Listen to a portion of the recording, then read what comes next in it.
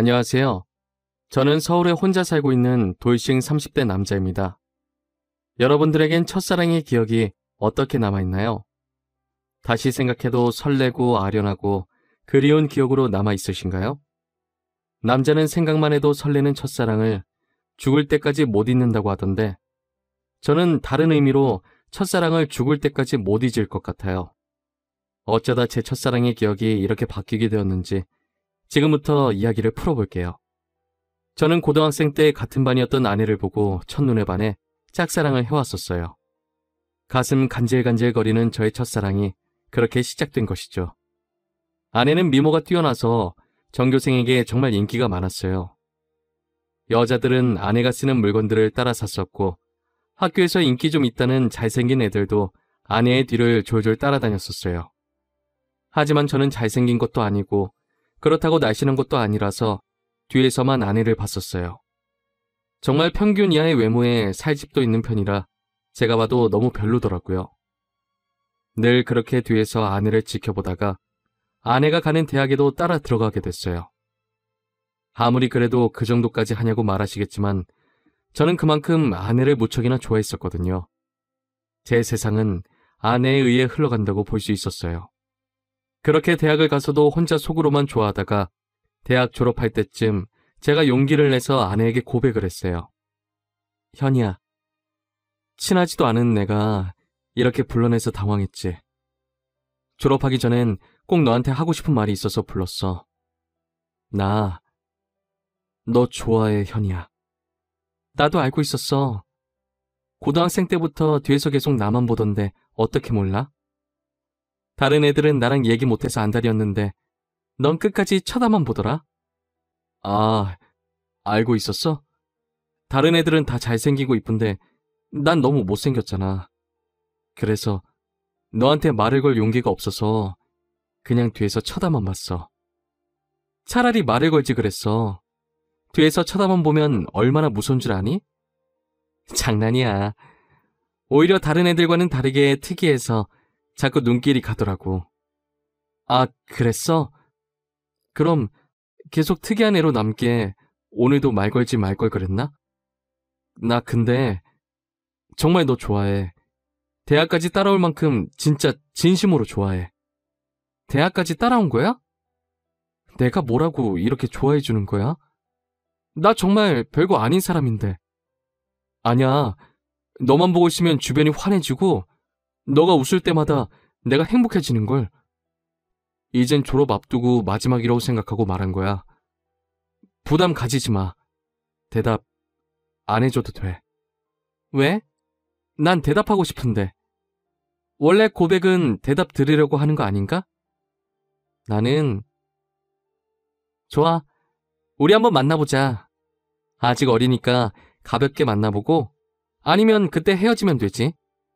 저는 인생은 믿져봐야 본전이라는 생각에 당연히 차일 것이라고 예상하고 고백한 것인데 예상 밖으로 아내는 활짝 웃으면서 저를 받아주더라고요. 그렇게 저희는 얼떨결에 연애를 하게 되었어요. 남들과 똑같이 데이트도 하고 사랑을 나누었죠. 아내 주변에서는 도대체 저를 왜 만나냐고 했었는데 그냥 웃기만 하더라고요. 저는 이유가 뭐든 지금 아내와 사귀고 있다는 자체가 행복해서 아무런 상관이 없었어요. 그리고 졸업을 하고 저는 운 좋게 대기업에 취업을 하게 되었어요. 아내도 대기업에 계속 이력서를 넣어보는데 서류 전형은 대부분 합격을 하는데 저보다 자격증이 많이 부족해서 그런지 최종 면접에서 항상 떨어지더라고요. 결국은 대기업은 포기하고 중소기업에 취직을 하게 되었죠. 위로가 전혀 안 되겠지만 그래도 아내에게 취직 축하한다고 맛있는 것도 사주고 아내가 평소 갖고 싶어 했던 지갑도 축하 선물로 사줬습니다. 아내는 저의 응원을 받고 힘을 내서 열심히 회사를 다녔어요. 제가 어느 정도 직급이 올라갔을 때 아내에게 결혼을 하자고 했어요. 아내는 망설임도 없이 단칼에 제 청혼을 거절하더라고요. 아직 직장이 변변치 못하다면서 자신이 당당해질 수 있을 때 결혼을 하고 싶다고 했었어요. 아무것도 없는 나랑 결혼하고 싶다고 해줘서 너무 고마운데 아직 내가 직장이 변변치 않아서 지금 결혼하기엔 너한테 너무 미안해. 그럼 내가 싫어서 거절하는 게 아니라 직장 때문에 거절하는 거야? 직장이 무슨 상관이야. 우리 둘이 잘 살면 되는 거지. 그래도 직장이 좋아야 월급도 많이 받고 우리가 걱정 없이 살 거 아니야. 너 월급에 비하면 내 월급은 너무 작잖아. 나는 내가 네 앞에서 당당해질 수 있을 때 결혼하고 싶어. 그래도 너가 안 버는 것보단 낫지. 우리 둘이 같이 벌면 괜찮아. 그리고 나 혼자 벌어도 너 하나쯤은 먹여 살릴 수 있어. 아내가 저보다 못한 직장에 다닌다고 스트레스 받아 하는 것 같아서 괜찮다고 다독여줬어요. 아내는 제가 대기업에 다니니까 확실히 제 월급이 자신 월급보다 많다는 것을 알았지만 정확히 얼마나 되는지 모르는 상태였거든요. 그래서 저는 아내에게 이 정도의 월급을 받고 있으니 결혼해도 문제가 없다고 설득했죠. 제가 자신보다 2배 넘게 받는다는 것을 듣고 놀라더니 고민을 하는 것 같더라고요. 계속되는 저의 설득 끝에 아내는 긍정적으로 생각이 바뀐 것인지 제 청혼을 받아주었어요. 제가 이렇게 결혼을 서두르게 된 이유는 회사에서도 아내가 인기가 많은 것 같더라고요. 아내가 종종 회사에서 치근덕거리는 남직원이 있다고 얘기를 꺼낼 때마다 다른 남자들이 더 이상 치근덕거리지 않게 얼른 결혼을 해야겠다는 마음을 먹게 됐죠. 저는 그렇게 힘들게 아내와 결혼하는 데 성공했습니다. 저희는 결혼한 지 2년이 지났는데도 자식 없이 여전히 둘이서 신혼생활을 보내고 있어요. 사실 아무리 노력을 해도 아이가 저에게 찾아올 생각을 하지 않더라고요. 아내와 저는 아직 젊으니까 조급해하지 말고 아이가 찾아올 때까지 천천히 기다려보기로 했어요. 그러다 결혼 3년 차가 되었을 때 아내가 임신을 했더라고요. 저희 부모님은 아들이든 딸이든 상관없다며 너무 수고했다고 고맙다면서 아내의 손을 꼭 잡고 우셨어요. 아내도 어머니의 눈물을 보고선 살짝 눈가에 눈물이 고였더라고요. 며느리 아끼는 시부모님 덕분에 낙동강 오리알 신세가 된 저만 힘들어졌었어요. 아내 회사가 중소기업이어도 설립자가 여성분이어서 그런지 복지가 대기업 못지않게 좋더라고요. 아내는 일을 하면 스트레스 받을까봐 아이를 위해 휴직을 하고 집에서 쉬고 있었어요. 혹시나 쉬면서 집안일이라도 할까 어머니께서 집에 오셔서 아내 대신 집안일을 다 해놓고 가시더라고요. 저도 퇴근하고 오면 어머니의 잔소리를 듣고 아내의 시중을 들기 시작했고요. 아내 시중을 들면서도 저는 태어날 아이 생각에 하나도 힘들지 않았고 행복했어요. 저희는 아들, 딸 구애받지 않으려고 병원에 검진을 가도 성별을 알려고 하지 않았어요. 출산하고 아이를 보러 신생아실에 갔는데 아내를 아주 쏙 빼닮은 귀여운 딸이더라고요. 엄마를 닮아서 그런지 아이의 얼굴이 벌써 완성형이라고 호들갑 떨었다가 아내한테 주책이라면서 벌써 딸바보 됐냐고 등짝 한 대 맞았네요. 아내 손이 매운 편인데 저는 그날 아무리 맞아도 아프지가 않고 오히려 간지러웠어요. 이래서 다들 딸 낳으면 딸바보가 되는 건가 보다 싶더라고요. 딸이 태어난 지 이제 1년이 넘어가기 시작했을 때 저는 집 앞에서 충격적인 장면을 목격하게 됐습니다. 제가 직급이 올라가면서 회의다 뭐다 여기저기 불려다니다 보니 정시 퇴근하는 아내가 항상 저보다 먼저 집에 와 있었어요. 그런데 제가 몸이 안 좋은 것 같아서 회의에 참석하지 못하고 집에 바로 온 적이 있었어요. 차를 주차하고 내리려고 가방을 챙기는데 어떤 차에서 내리는 아내가 보이더라고요. 아내는 운전면허가 없어서 항상 제가 데려다 주거나 대중교통을 이용해서 출퇴근을 했었거든요. 저는 처음엔 동료가 데려다 준 거라고 생각하고 신경을 쓰지 않으려고 했었어요. 그런데 아내가 집에 들어가려고 할 때 남자가 차에서 내리더니 아쉽다는 듯 아내의 손을 잡더라고요. 저는 내리려고 손잡이에 올린 손을 떼고 그 모습을 어처구니 없이 쳐다보고 있었어요. 아내는 남자를 보면서 웃고 있고 남자는 잡은 손을 앙탈 부리듯이 흔들고 난리도 아니더라고요. 다른 사람이 보면 그 둘이 부부인 줄 알겠더라고요. 하필이면 제 차가 입구 정면에 주차하고 있어서 제 블랙박스에 그 장면이 그대로 다 찍혔었어요. 저는 차 안에서 나오지 않고 아내가 들어간 후에도 그 장면만 계속 돌려보고 있었어요. 잘못 생각한 거라고 현실을 부정하려 했지만 보면 볼수록 외도가 맞는 것 같아서 화가 나더라고요. 더 확실한 증거를 잡아야겠다는 생각에 저는 집으로 바로 들어가지 않았어요. 차 안에서 쉬다가 원래 제가 퇴근하던 시간에 맞춰서 집에 들어갔죠. 아내가 웃으면서 저한테 왔냐고 말하는데 온몸에 소름이 돋았어요. 저는 아무것도 못 본 사람 마냥 아내에게 평소와 다를 것 없이 똑같이 대했었어요. 아내가 음식을 하는 동안 혹시나 다른 증거들이 나오지 않을까 싶어서 아까 아내가 입고 있었던 코트를 뒤졌는데 아무것도 나오지가 않더라고요. 저는 아내가 잘 때 휴대폰을 몰래 확인해 보기로 마음먹었습니다. 아내가 먼저 잠든 것을 확인하고 휴대폰을 들고 조용히 거실로 나왔어요. 잠금이 걸려 있었는데 비밀번호가 딸 생일이더라고요. 저는 고민할 것도 없이 제일 먼저 카카오톡을 들어가 보았어요. 전부 회사 직원들과의 단톡이나 제가 알고 있는 고등학교 친구들과의 단톡이었는데 유일하게 한 사람만 개인톡을 하고 있더라고요. 저장명도 심상치 않은 게 제 직감으로는 이 사람이 아까 아내를 데려다 준 사람이라고 생각했죠. 개인톡을 들어가 보니 역시나 제 예감이 딱 들어맞았더라고요. 아내가 저랑 연애했을 때보다 그 사람이랑 더 달달하게 카톡을 주고받았어요. 그런데 두 사람이 사귄 지가 꽤나 오래된 사이였던 것 같았어요. 같이 데이트하면서 찍은 음식 사진에 남자가 살짝 걸려있는 사진들과 대놓고 찍은 커플 사진들도 있길래 모조리 제 휴대폰으로 옮겨놓았어요. 그리고 다음날 아침밥을 먹으면서 아무렇지 않은 표정으로 평소 대화하듯 아내에게 이혼 서류를 준비하라고 했어요. 아내는 잘못 들은 건가 싶은 표정으로 갑자기 무슨 소리냐고 하더라고요. 저는 아무 말 하지 않고 커플 사진을 아내의 폰으로 전송했어요. 방금 내가 당신한테 사진을 하나 보냈는데 그게 우리 이혼 사유야. 그러니까 군말 없이 퇴근하면 이혼 서류 준비하고 당신 짐 싸놓고 있어. 여보, 내가 미안해. 다신 안 그럴게. 잘못했어. 내가 당장 그 남자 정리할게. 우리 딸을 봐서라도 이 엄마는 안 돼. 엄마는 아빠 없는 애로 키울 수 없잖아. 안 그래? 그걸 아는 사람이 남편 두고 이렇게 딴 남자를 만나고 있었던 거야? 저번에 친구랑 저녁 먹고 온다고 했던 날도 그 남자랑 먹었더라? 그땐 정말 아무 사이 아니었어. 그날은 둘 다 상사한테 엄청 혼나고 퇴사 고민할 만큼 힘들길래 같이 저녁 먹으면서 하소연하고 헤어진 게 다야. 진짜야. 거짓말 치지 마. 내가 그전 대화까지 안 봤을 것 같아?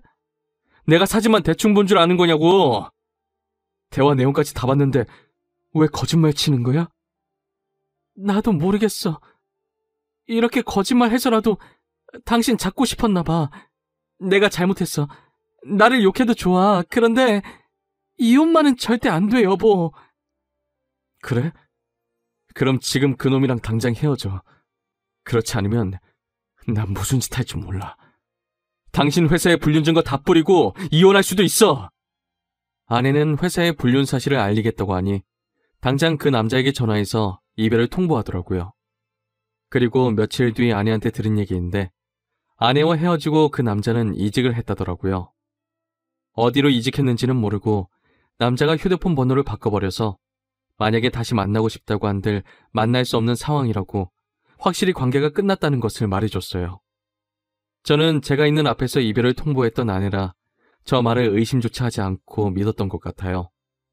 조금이라도 의심해보고 제가 직접 알아봤어야 할 내용이었는데 말이에요.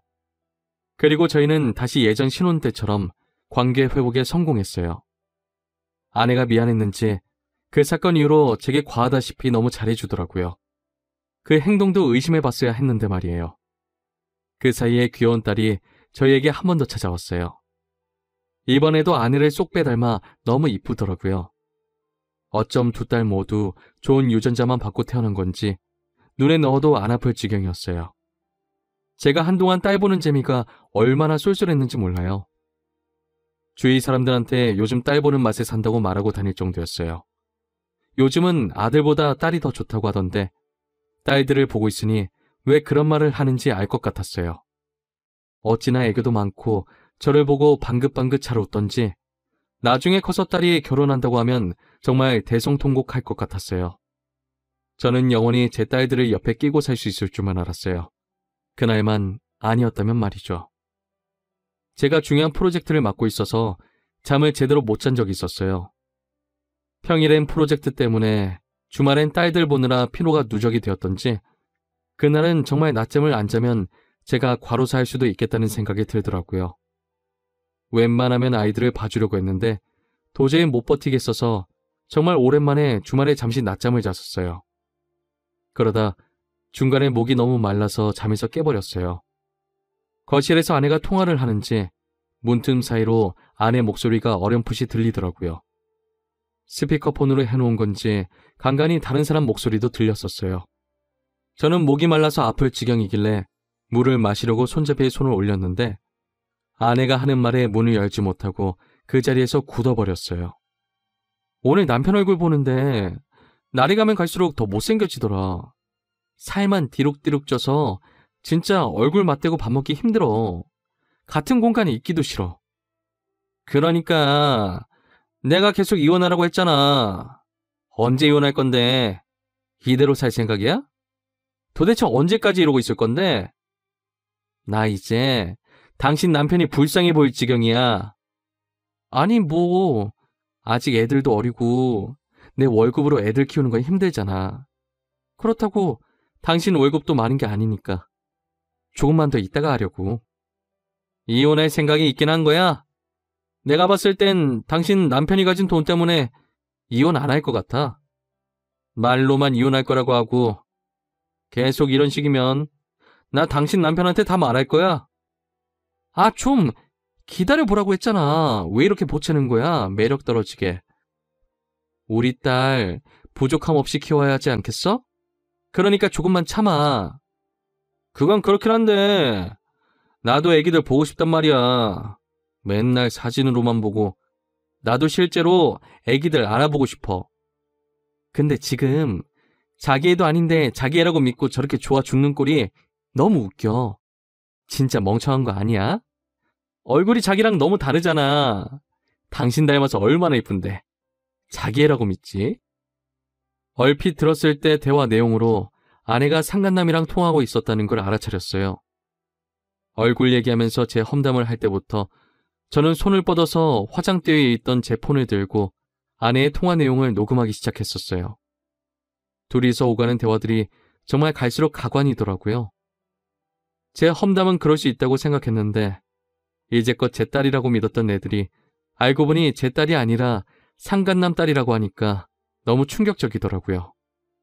저는 들고 있던 폰을 바닥에 떨어뜨렸고 그 소리에 아내가 놀랐는지 황급히 전화를 끊더니 방문을 열고 불을 켜더라고요. 불을 켜자마자 바로 앞에 서 있던 저를 발견하고 놀라서 소리를 지르더라고요. 여보, 당신 언제부터 여기 있었어? 혹시 내가 통화하는 거 들은 거야? 어디서부터 들었어? 다 들었어?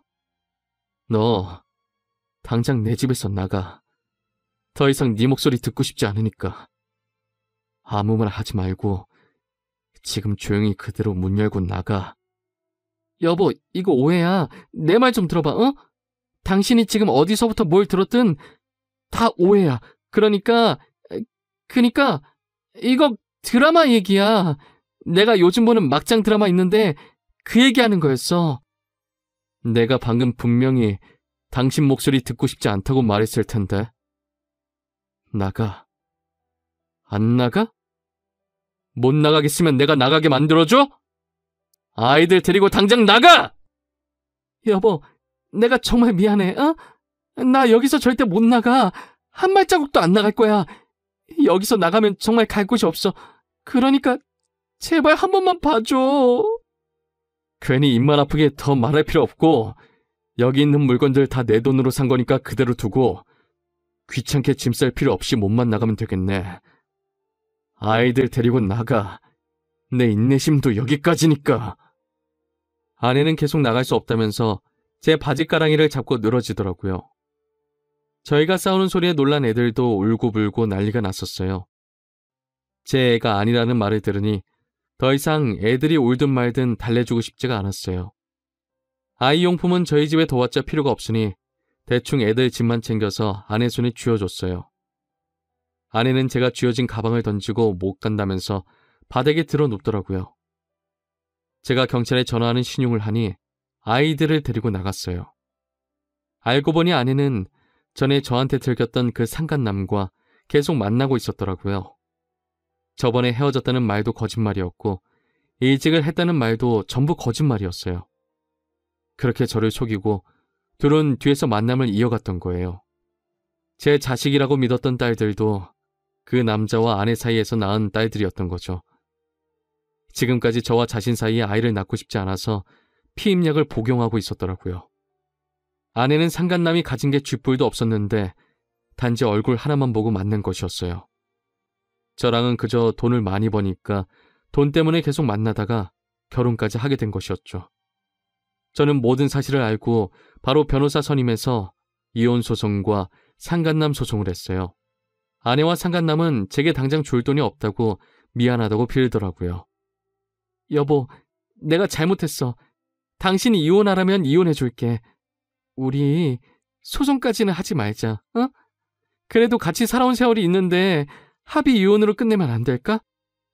정말 죄송합니다. 용서받지 못할 짓 한 거 알아요. 그치만 소송만은 하지 말아주세요. 모아둔 돈도 없어서 당장 위자료 줄 돈이 없어요.